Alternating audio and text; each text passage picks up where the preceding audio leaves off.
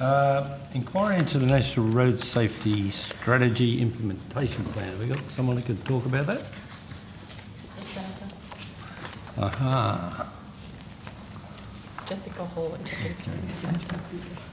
So Mr Foles, on the 18th of February, the Executive Director of Transport Policy Division, gave a commitment to this committee in relation to the implementation of the 12 recommendations, and I'll use his words.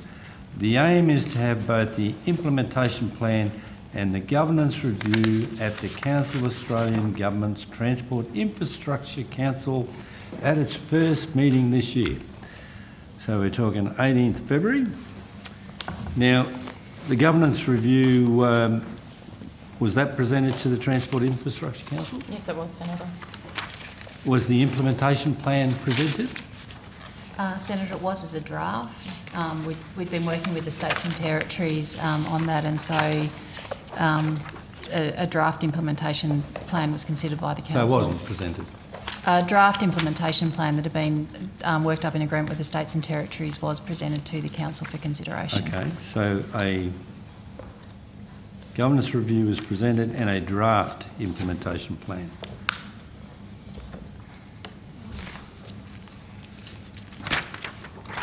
So, is it possible to get a look at the governance review and the draft implementation plan? The governance review is a public document and is available on the website. We're happy to send a link to the committee. I've read that. But what about the implementation plan? That's still, as it was a draft, so it's still being worked through with the states and territories. This is road safety. What's the secret? Sorry, Senator, we're working very closely with the states and territories, taking into account the issues that were raised by the Jeremy Woolley and John Crozier. That's not what the governance review said. It said you weren't taking strong national leadership. Are you trying to say you are now? The point of setting up the Office of Road Safety within the department was a key response to that finding. You've asked me specifically about the implementation review. I don't have a final document that I can release. Okay, so the key finding of the governance review was that there'd been an absence of federal leadership in road safety. That was a key finding, yes, Senator. Okay. And you've got a draft implementation plan, which is not publicly available to anyone outside of the Industry Council, is it? Sorry, Senator, we have been doing a lot of work with the states and territories on road safety. Many of the issues that were identified in the implementation plan, actions are going forward either through decisions that were taken at the council meeting in August, or work that we're doing with the states and territories through starting to work on the new strategy that council is committed to considering. All right, I'm going to move on to a question. So, can I just ask a question directly relevant to that review? And, can I stop you? I just rather than chopping and changing and going from topic to topic while we're on topic, I just want to know. One of the recommendations from the review was to establish the Office of Road Safety. I understand the implementation plan is still a dark horse, but some things have happened. So the Office of Road Safety has been established. That was a recommendation. We are going to go down that. And how many other recommendations of that inquiry are underway or already complete, even though we haven't seen the implementation plan? So all actions, all recommendations are underway. A number of them have been completed already. They include, just bear with me for a second, Senator. Recommendation 1 has been completed, which is create a strong national leadership by appointing a Cabinet Minister with specific multi-agency responsibility. Recommendation 2, establish a national road safety entity, which is obviously the Office of Road Safety, has been completed. Recommendation 6 has been completed, which is undertake a national road safety governance review.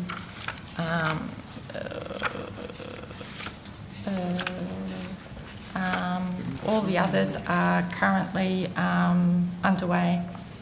So it is fair to say that despite the fact that we're still negotiating the final implementation plan with the states and territories, work is underway, and at a federal level, what we can do, we are getting on with the job. Yeah, that's correct, Senator. And I should also mention that I think there was a recommendation 11, resource key road safety enablers and road safety innovation initiatives, that was also completed. That was announced in budget this year. Does the defence rest? I do. All yours. Okay.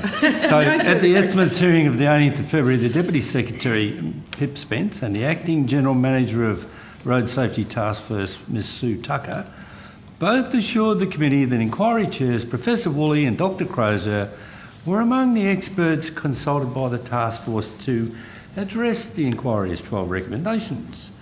Ms Tucker was very clear. We have met with them a couple of times to talk through the inquiry and understand the intent of recommendations. Ms Spence, you were also clear. We're engaging with Dr Crozier and Mr Woolley, who we have a great deal of respect for, to make sure the direction they are going is in accordance with their views expressed in the inquiry report. Now, this is the inquiry into the National Road Safety Strategy, So, between the reports being handed down in September last year and the assurances of Ms Tucker and Ms Spence, on what dates did the department meet with Dr Crozier and Professor Woolley? Senator, I'd have to take on notice the specific dates that we met with them, but I'd have to take it. But I've spoken to... You did meet with them, though? Oh, I've met multiple occasions with both Jeremy Woolley and John Crozier. On after this particular report? I have met with them to discuss their report. I'd have to take on notice. It would have been Sue and the team who had specific conversations around in the lead up to the Transport and Infrastructure Council meeting in August. So we're very clear here. We want to know what dates did the department meet with Dr Crozier and Professor Woolley, whether it's in person or by phone, and who the departmental representatives were attending those meetings. Thanks, Senator. We'll take that on notice. And you don't want to withdraw the earlier comments about meeting with them, because we've been told you didn't meet with them. I've met with both of them on numerous occasions. Subsequent to the presentation of that report. Is that your evidence? That I've met with both Jeremy Woolley and After John Crozier subsequent the to them providing the report? Yes, Senator. Okay, but you just can't remember when? I just can't give you the specific dates. No, Was I'm sorry. Once, twice? I can think of at least 2 occasions that I've met with Jeremy, and the same with Mr Dr Crozier? Dr Crozier. Together? Not together, no, Senator. Well, sorry, Ms Spence, I mean, I'm gobsmacked because I saw a video with Dr Crozier, and I've spoken with Dr Crozier and Professor Woolley. I spoke with Professor Woolley at the College of Road Safety National Conference in Adelaide a couple of weeks ago. It has said very clearly to us there's been no consultation over the report at all. So has your meetings been about something else? Or? I'm surprised to hear that, Senator. Not as surprised as I am. Yeah, because my view is we have discussed with them what we're doing in response to the inquiry. I was at the same conference, I was on the same panel as Jeremy, where he talked about the engagement that we've had with them on what's going forward to the Transport and Infrastructure Council. So, as I said, we'll have to take on notice the specific details. So sorry, have the conversations been on the recommendations of the report as well? Have they been involved? And of course, there's Lachlan McIntosh and Rob McInerney, who I should also acknowledge their fine work as well. Has there been discussions around the recommendations, or bringing them into the tent to talk about how that can be achieved, with Ms Hall saying that, I thought you said all of them are underway, all the recommendations. Did you say that? All of the recommendations are being... So the $3 billion spend as well, that's underway?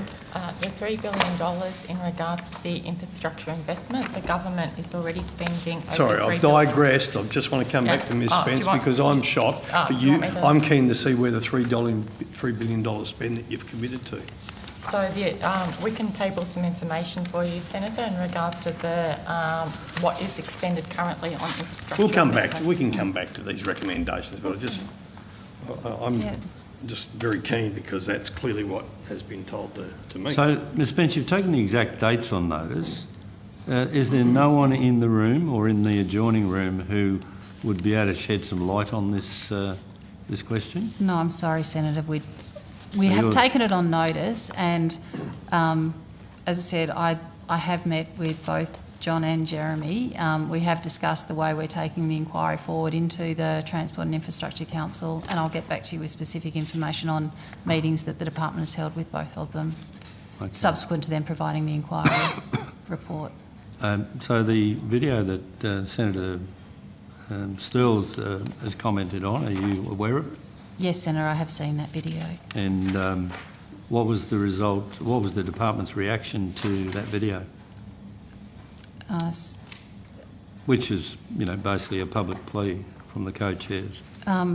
Subsequent to when that video was released, there has been the discussion at the Transport and Infrastructure Council, and the impression that I'd been left with is while the authors feel that we probably haven't gone as far as they would like, they have indicated to me that they at least saw that there were some positive steps that the federal government was taking. So while I think their preference would be, or their recommendations stand as they are, but they did feel like the Commonwealth was at least engaging in a space where perhaps we hadn't previously. Well, I've met Mr Crozier subsequently, and I'm not sure that he would share your assertion that the Commonwealth's going along in a very positive manner. Oh, sorry, Senator. Anyway, that's that. You're taking that on notice. You're going to come back with some dates, and we're going to get that all sorted out. Now, the Office of Road Safety.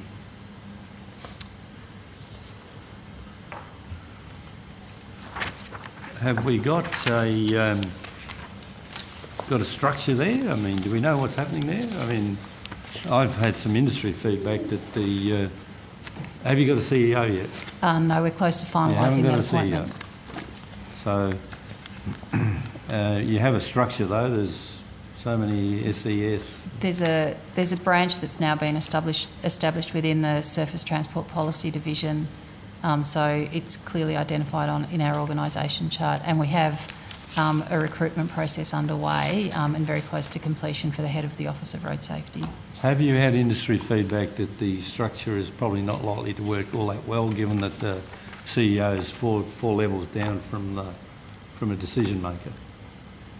Has anybody told you that? I mean, the Office of National Road Safety would need to interact with, I presume, people all around the country, and if his level is below the people he's interacting with, it may not be all that successful. Has anybody told you that? Most of the people that...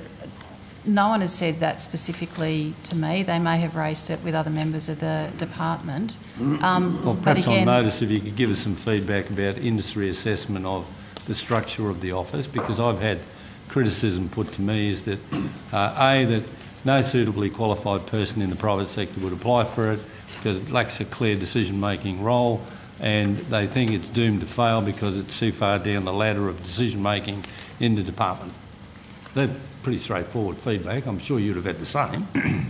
Genuinely, Senator, no one has put it to me in those terms. Would Mr Kennedy have had the same? Sorry, just let her finish, please. She did. No, she hadn't finished her answer. Please well, let her I finish understood her answer perfectly. Okay, well, we're running out of time here. So, what about Mr Kennedy? Did he have that feedback before he departed for greener pastures? Senator, I'm not aware of anyone raising that with Dr Kennedy. Is it possible to take that on notice? We can check. We can see what correspondence Dr Kennedy received prior to leaving the organisation. So the governance review, do you have the AusTender cost for that? No, we should take that on notice. Does $430,000 sound about right? I'd have to take that on notice. Senator. You don't know what the governance review cost? I'm sorry, Senator. The governance review was undertaken before I started in this role, so I'll just have to go back and double check. And was there payments made to the two expert witnesses of $30,000? Sorry, can I come back? Sorry, Cynthia. I've got it here on AusTender. It's here on AusTender. If you want to click it on, I can give you a number. We've got a couple of minutes. We should have a talk about it. If it's on AusTender, Senator, we accept that that's the cost of it. We just don't have it in front of us. Well, going to Senator Gallagher's questioning there, there's a payment here for 3 months' work from the 26th of February 2019 to the 31st of May to Ernst and Young. You aware of that payment? Yes, Senator. So you tell us, I know how much it is here. Do you know how much it was? Can you remember? No, I can't. Sorry, Senator. $540,422.10. So what I'm going to just lead to, Senator Gallagher, if you don't mind, can you tell us how much Dr. Crozier and Professor Woolley were paid for their fine work that you can't wait to pick up all the recommendations? How much were they paid? Please don't tell me you don't have it there. I mean, Senate estimates, you know, really clearly is you need to come here. You're not silly people. We've seen it over the years. We might not have liked your answers, but you had them. But now, please don't tell me there's no one here that can tell us. You've got that information there somewhere. I'm sorry, Senator, I'm hoping if there's anyone in the back room who has that information, they'll come forward. Given the report was provided some time ago, I have not got it in my notes in front of me. Okay, someone in the background, hello? Hello, you're listening out there, or are they all going home? This, you know, seriously, you wonder why we get so frustrated. Yeah. They shouldn't have gone home if they're in this we area. just get so frustrated. We are asking very simple questions that we are allowed to ask about government expenditure, ladies and gentlemen. We're not asking you for matters of opinion or hypotheticals. This is taxpayers' dollars that you are in control of. So you now remember the $540,442 payment and 10 cents to Ernst & Young.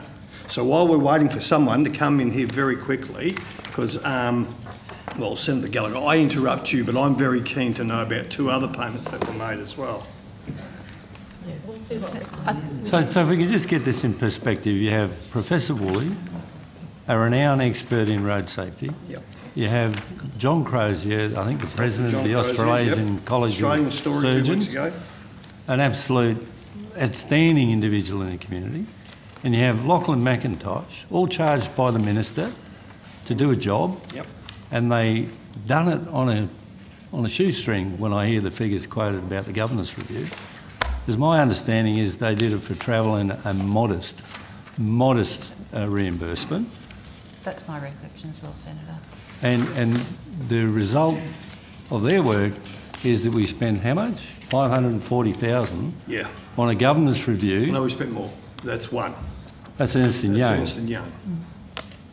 So there could be in the order of $700,000 or $800,000. Well, we want to if someone had the figures. But we know $540,000.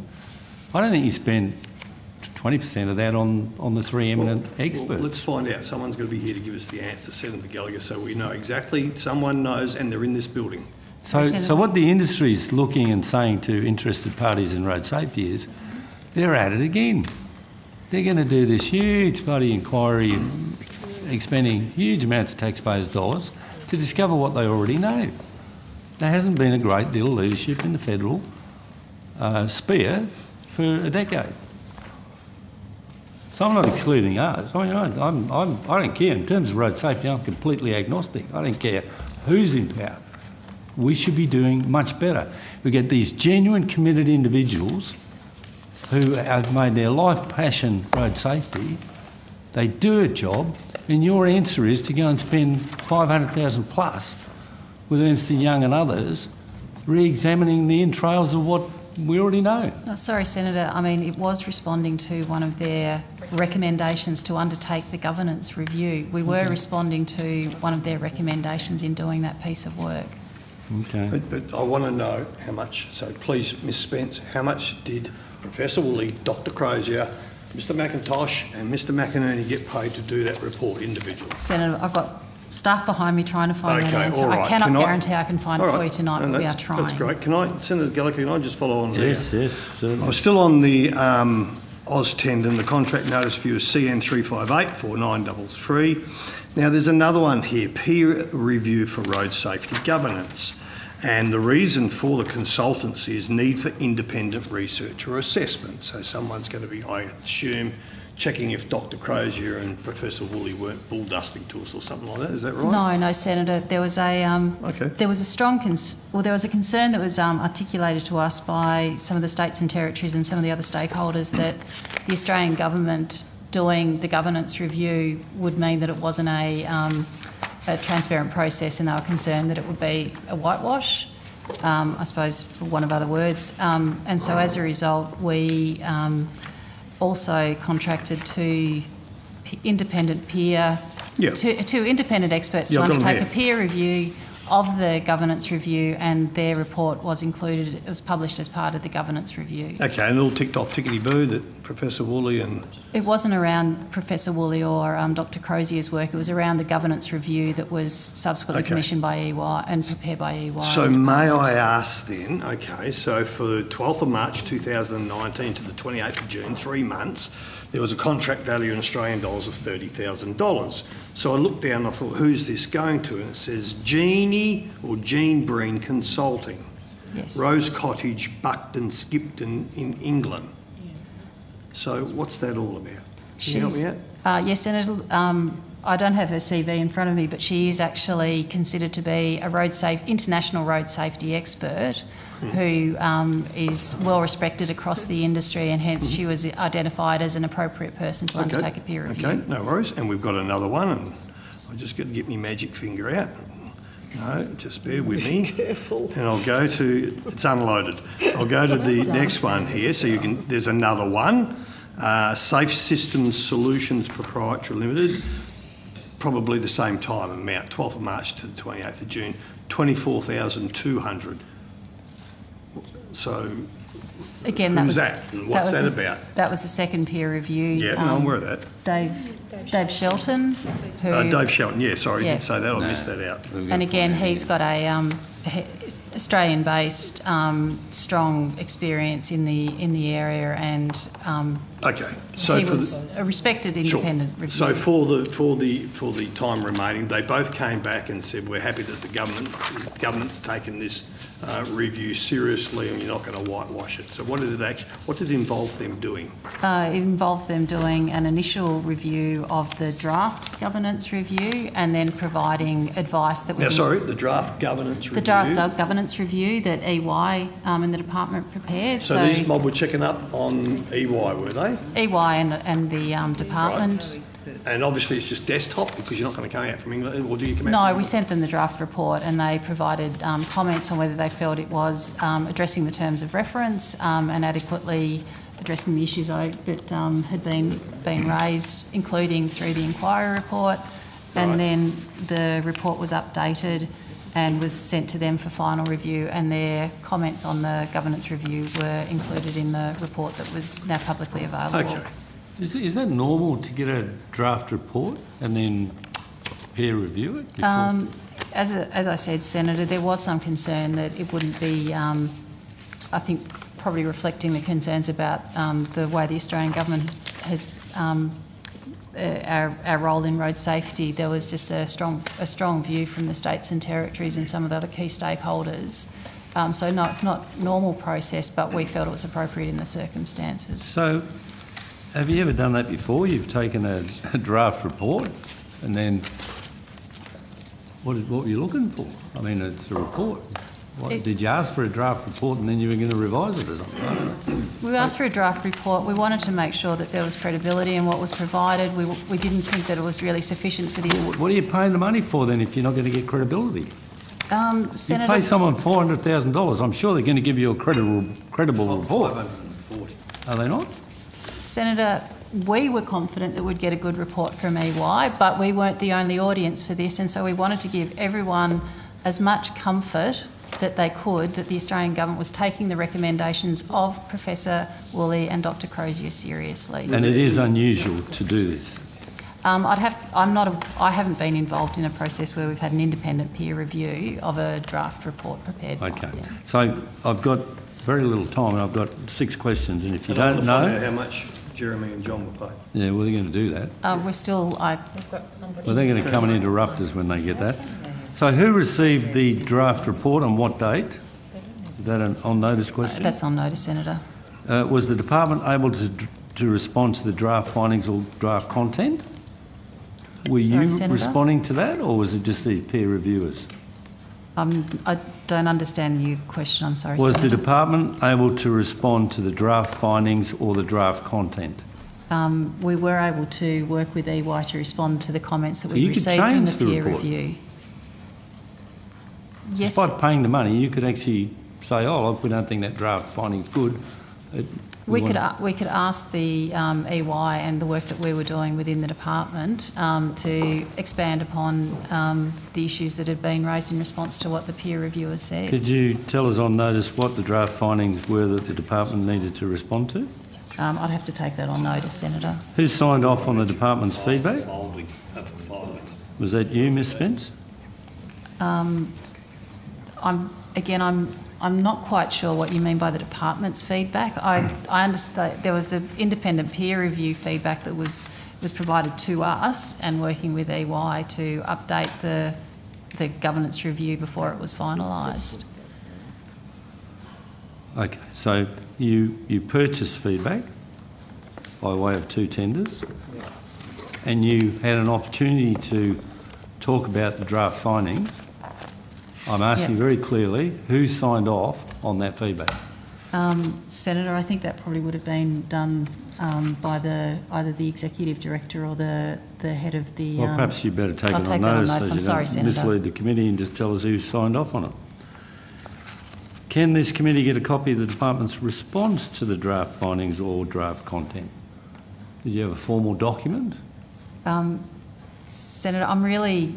The process that we went through and your questions, I'm just struggling to align them, because we worked with EY to prepare the draft governance review that was then submitted to the independent peer reviews, who provide us with feedback, which we then incorporated into the final review, which was then provided back to the peer reviewers for their feedback. So I'm not trying to be cute here, but I'm just genuinely not sure what you mean by. You've said yourself that it's unusual for this form of activity to take place. So you paid for a review. It's come in a draft form. You have the opportunity to influence the draft form, and you also had peer reviewing it. Now, all I'm saying is we want to know the to and fro in there. Surely that was a process that was in writing.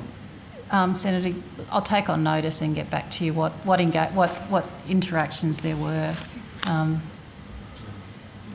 Did the department advise the minister or the minister's office of the draft findings or content? How wide did this go? Like, you know, when you got your report, how did it go to the minister's office? Senator, I'm not sure the draft report actually went to the minister's office. I wouldn't have thought so, but I would imagine that because the draft report actually I'll ask you on notice, did it go to the minister's office?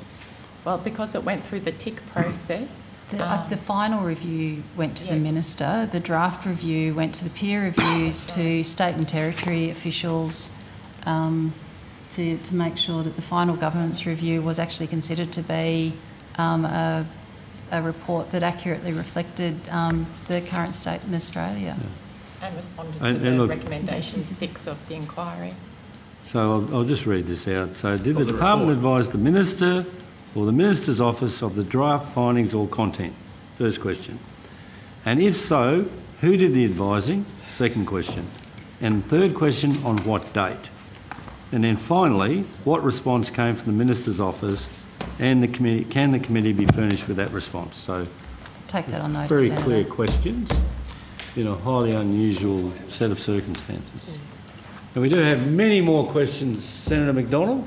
We'll have to spill over just on this. But the hour has come, I think. Sure, they're all excellent questions. Oh, yeah. Thank you for your contribution. With that, I think we... Oh, I'm sorry.